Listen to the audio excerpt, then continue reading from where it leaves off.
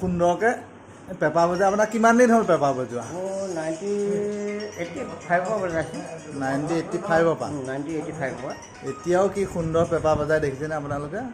Comment কৰি জনাবচোন কেনেকুৱা লাগিছে আপোনালোকৰ পেপা বাদনটো শুনি পেলাই।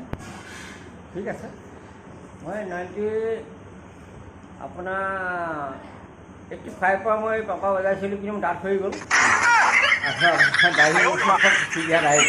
আজিলৈকে বিহুৱানবিলাকে মোক মাতি থাকে, মই আহি আছোঁ।